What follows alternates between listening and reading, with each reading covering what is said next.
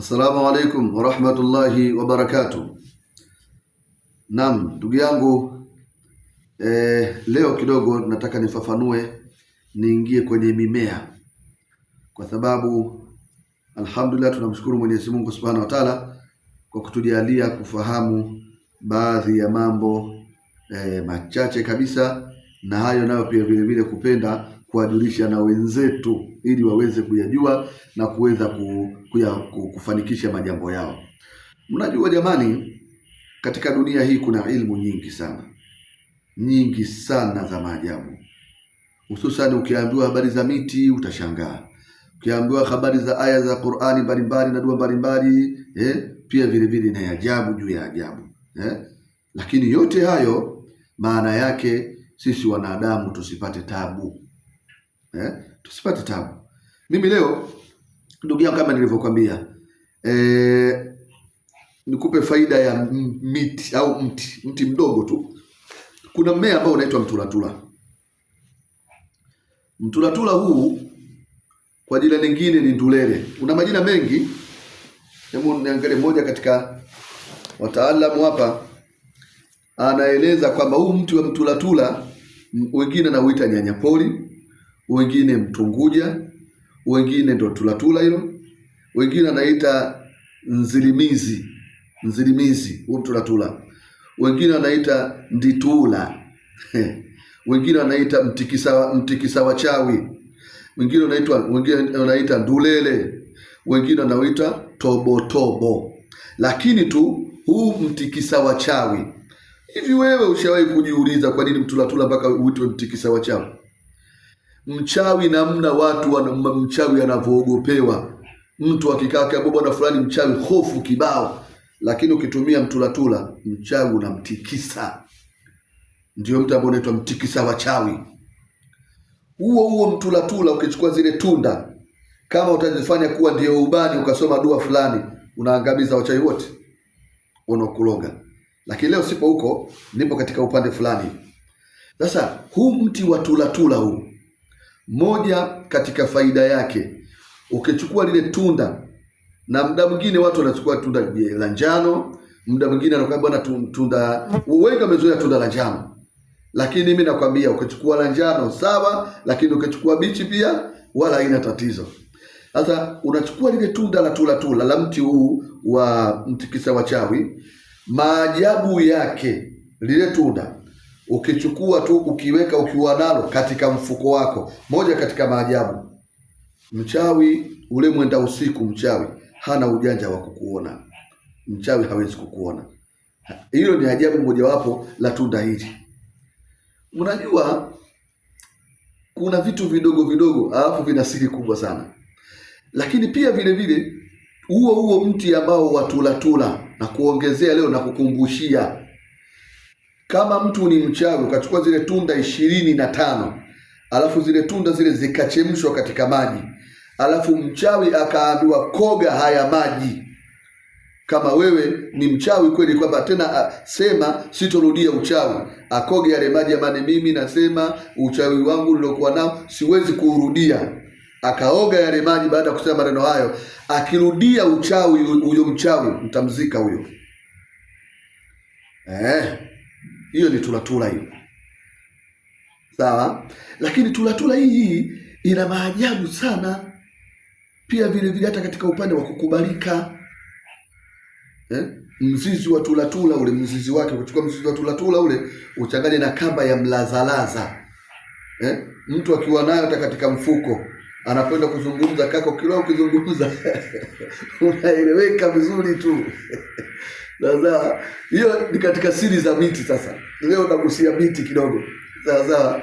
Lakini pia vile vile mti huu wa tulatula, chukua tunda bichi la tulatula, tunda bichi. Kuna lile la njano, alafu kuna ile ambalo ni bichi. Sasa hapa nakwambia chukua bichi.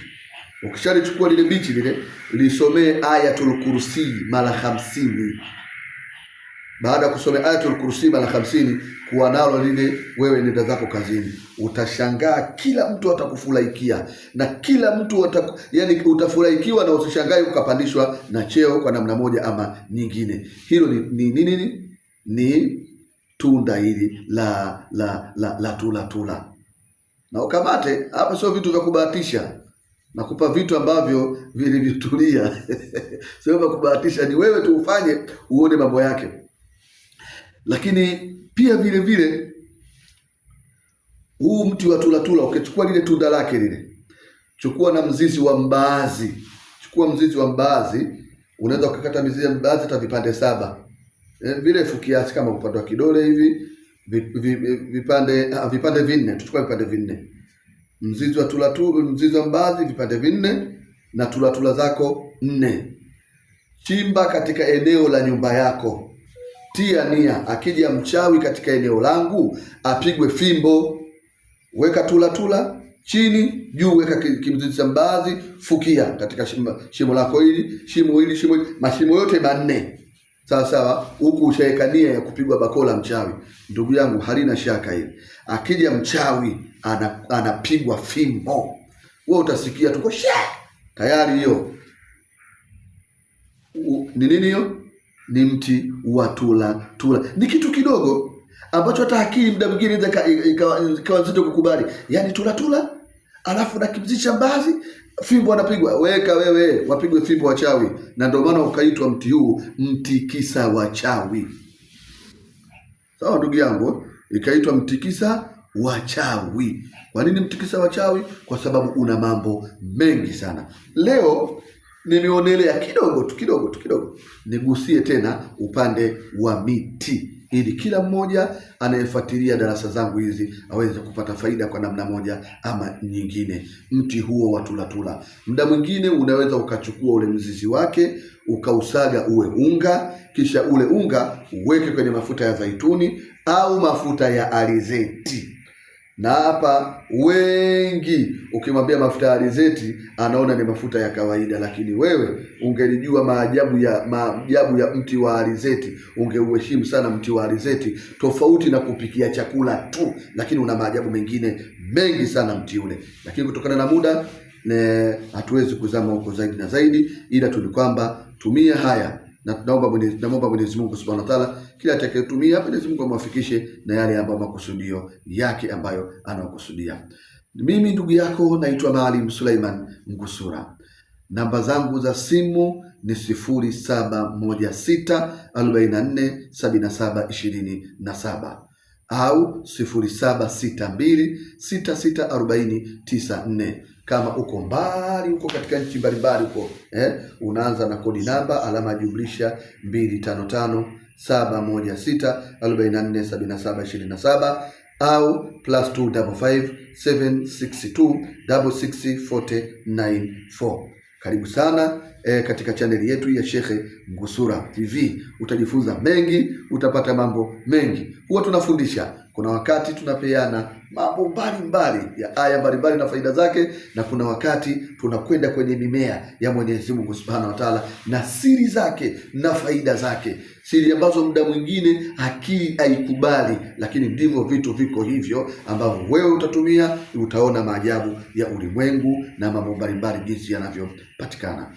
Kwa haya machache, karibu sana katika ofisi zetu. Tupo Dar es Salaam, maeneo ya Tabata Kisiwani. Kwa hiyo ndugu yangu nikwambie, salamu alaikum warahmatullahi wabarakatuh. Karibu sana.